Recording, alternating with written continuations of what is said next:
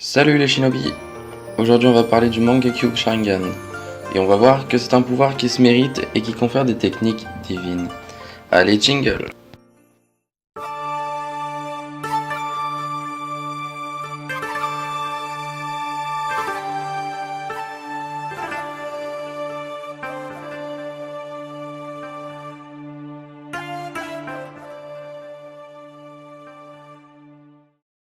Le Mangekyo Sharingan, ou kaléidoscope hypnotique du Sharingan, est une évolution du Sharingan normal, comme vous devez déjà le savoir, que seul le clan Uchiwa peut posséder. Cependant, contrairement au Sharingan classique, celui-ci est personnel et possède un aspect différent d'un utilisateur à l'autre.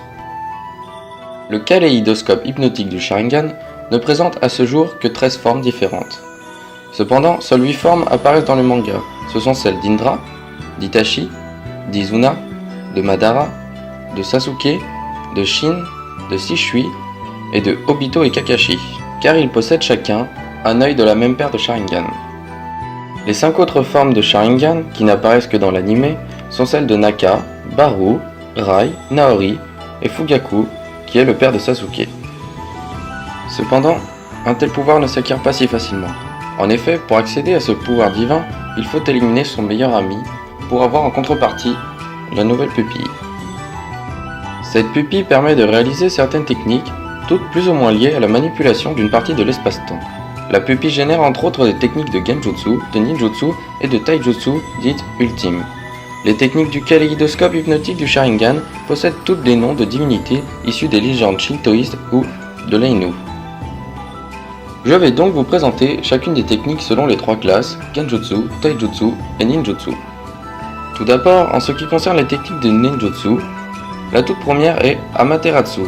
C'est une technique qui crée des flammes noires et qui dévore la cible pendant 7 jours et 7 nuits, sans pouvoir être éteinte de manière conventionnelle. Cependant, les flammes peuvent néanmoins être désactivées par l'utilisateur ou scellées par un autre ninja. En ce qui concerne son origine, Amaterasu est, dans le shintoïsme, la déesse du soleil. Selon cette religion, tous les empereurs japonais l'auraient comme ancêtre. La seconde technique de ninjutsu est le Kamui. C'est une technique qui crée un trou de verre qui envoie la cible dans une autre dimension. Cette technique est à la fois défensive et offensive. Son origine, le mot Kamui, signifie Dieu chez les Ainu. En ce qui concerne les techniques de taijutsu, il en existe en réalité qu'une seule. Susanoo est une technique à la fois défensive et offensive qui fait apparaître une créature dimensionnelle formée à partir du chakra de l'utilisateur. Susanoo peut être combinée à des armes spectrales ou générées à partir de chakras. Cette technique possède plusieurs stades d'évolution et chaque utilisateur en possède sa propre forme. C'est la plus puissante technique connue du kaléidoscope hypnotique du Sharingan. En ce qui concerne son origine, Susanoo est le dieu de la tempête dans le shintoïsme. C'est également le frère d'Amaterasu et de Tsukuyomi. Passons maintenant aux techniques de Genjutsu. La première, appelée Tsukuyomi, projette la cible dans un monde d'illusions maléfiques où elle sera torturée pendant 72 heures, alors qu'il ne s'écoule qu'une fraction de seconde dans le monde réel. Cette technique a pour objectif de détruire l'esprit de l'adversaire. En ce qui concerne son origine, Tsukuyomi est le dieu de la lune et de la nuit, dans le shintoïsme. Les 2 techniques suivantes sont Izanagi et Izanami. Je vous les présente ensemble car dans le shintoïsme, ces 2 divinités ont un rôle en commun. En effet, au commencement, la terre était vide. Une divinité masculine, Izanagi, et une divinité féminine, Izanami, furent envoyés sur Terre et reçurent pour mission de donner forme à ce chaos primordial et de créer un monde. Mais qu'en est-il de ces techniques? En ce qui concerne Izanagi, l'utilisateur modifie sa destinée en annulant les événements récents et les modifie à sa guise, comme par exemple annuler sa propre mort. Pour Izanami, l'utilisateur plonge sa victime dans un genjutsu, faisant répéter différents événements dans une boucle infinie. La dernière technique de type genjutsu est Koto Amatsukami. Koto Amatsukami prend le contrôle de la volonté de la cible à l'insu de celle-ci.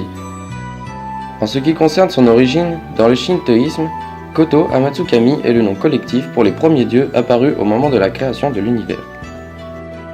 Pour comprendre le lien entre chacun de ces dieux, je vais vous faire un petit cours sur les légendes du shintoïsme. Au commencement, quand les cieux et la terre étaient encore dans un état chaotique, ils ont créé 3 entités supérieures. Je ne vais pas prononcer leurs noms car ils sont trop compliqués à prononcer, mais je vais vous les afficher. Ensuite suivi 2 autres entités supérieures. Pareil, je n'en parlerai pas. Ils apparurent tous les 5 à Taka Manohara, la haute plaine du paradis. Toutes ces divinités sont appelées les Koto Amatsukami et ne jouent qu'un rôle figuratif dans la plupart des mythes. Elles sont asexuées et incarnent les forces qui dirigent le monde. Vinrent ensuite sur Terre 7 paires de divinités, soit 14 divinités. Parmi ces dieux furent envoyés Izanagi et Izanami, dont le rôle était de construire un monde sur Terre. Izanagi engendra ensuite 3 dieux frères et sœurs, Amaterasu, Susanoo et Tsukuyomi. Et voilà les shinobi, c'était tout pour le kaléidoscope hypnotique du Sharingan. N'hésitez pas à vous abonner, à mettre un pouce bleu, et puis si vous avez des idées, mettez-les en commentaire et je ferai une vidéo dessus. Et je vous dis à plus tard.